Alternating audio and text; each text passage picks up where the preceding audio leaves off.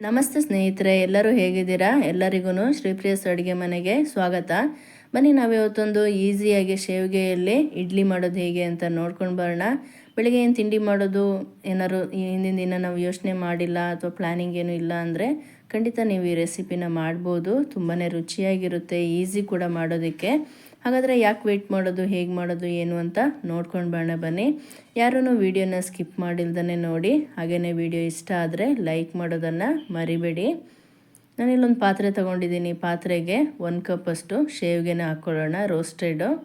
ಅದಕ್ಕೆ 1/4 ಕಪ್ಪಷ್ಟು ಕೊತ್ತಂಬರಿ ಸೊಪ್ಪು ಮತ್ತು ನಾನಿಲ್ಲಿ ಶುಂಠಿನ ಸ್ವಲ್ಪ ಜಜ್ಜಿರೋದನ್ನು ತಗೊಳ್ತಾ ಇದ್ದೀನಿ. ಅದಾದಮೇಲೆ 1 ಕಪ್ ಮೊಸರನ್ನ ಹಾಕ್ಕೊಳ್ಳೋಣ.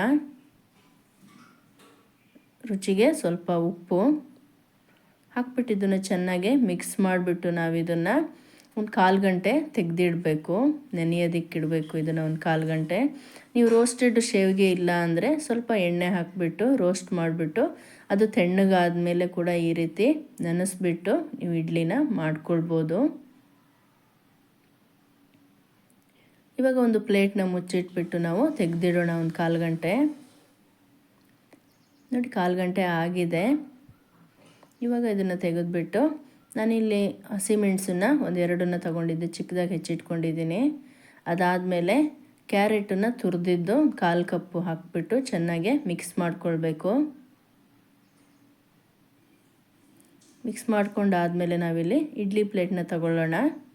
ಇಡ್ಲಿ ಕಪ್ಸ್ ತೊಗೊಂಡ್ಬಿಟ್ಟು ಈ ರೀತಿ ನಾವು ತುಪ್ಪ ಅಥವಾ ಎಣ್ಣೆ ಯಾವುದಾದ್ರೂ ಆಗ್ಬೋದು ಹಚ್ಚಿಬಿಟ್ಟು ಚೆನ್ನಾಗಿ ಸ್ಪ್ರೆಡ್ ಮಾಡ್ಕೊಳ್ಬೇಕು ಒಂದು ಸಲ.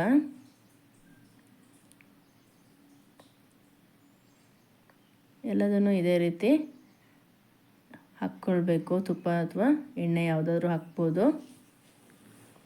ಇವಾಗ ಇದನ್ನು ನಾವು ಶಾವಿಗೆನ ಹಾಕ್ಕೊಳ್ಳೋಣ. ಇದನ್ನು ಒಂದು 15 ನಿಮಿಷ ನಾವು ಬೇಯಿಸ್ಕೊಂಡ್ರೆ ರೆಡಿಯಾಗಿ ಹೋಗುತ್ತೆ. ನೋಡಿ, ತುಂಬಾ ಈಸಿ ಮಾಡೋದಕ್ಕೆ, ಟೇಸ್ಟ್ ಕೂಡ ತುಂಬಾ ಚೆನ್ನಾಗಿರುತ್ತೆ.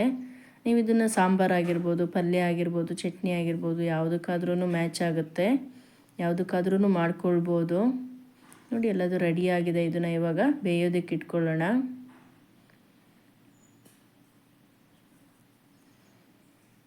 ಹದಿನೈದು ನಿಮಿಷ ಬೇಯಿಸ್ಕೊಳ್ಬೇಕು. ನೋಡಿ, 15 ನಿಮಿಷ ಆಗಿದೆ. ತೆಗೆದುಬಿಟ್ಟು ಇದನ್ನು ತಣ್ಣಗಾಗೋದಕ್ಕೆ ಬಿಡಬೇಕು ಒಂದು 2 ನಿಮಿಷ. ಅದಾದಮೇಲೆ ಹಾಟ್ ಬಾಕ್ಸಲ್ಲಿ ಹಾಕಿ ಇಟ್ಬಿಟ್ಟು ನೀವು ಯೂಸ್ ಮಾಡ್ಕೊಳ್ಬೋದು. ನೋಡಿದ್ರಲ್ಲ ಫ್ರೆಂಡ್ಸ್, ಎಷ್ಟು ಈಸಿಯಾಗಿ ಮಾಡ್ಬೋದು ಅಂತ. ಖಂಡಿತ ನೀವು ಒಂದು ಸಲ ಟ್ರೈ ಮಾಡಿ ಮನೇಲಿ. ಹಾಗೆ ಕಮೆಂಟ್ ಮಾಡಿ ಹೇಗಿತ್ತು ಏನು ಅನ್ನೋದನ್ನು. ಹಾಗೆಯೇ ನಿಮ್ಮ ಫ್ರೆಂಡ್ಸಿಗೂ ವೀಡಿಯೋನ ಶೇರ್ ಮಾಡಿ. ಹಾಗೆಯೇ ಯಾರ್ಯಾರು ನನ್ನ ಚಾನಲ್ನ ಸಬ್ಸ್ಕ್ರೈಬ್ ಆಗಿಲ್ವೋ ಖಂಡಿತ ಸಬ್ಸ್ಕ್ರೈಬ್ ಆಗಿ. ನೆಕ್ಸ್ಟ್ ನಾನು ಹಾಕೋ ಎಲ್ಲ ವೀಡಿಯೋಗಳನ್ನು ನಿಮಗೆ ನೋಟಿಫಿಕೇಷನ್ ಬರುತ್ತೆ. Thank you.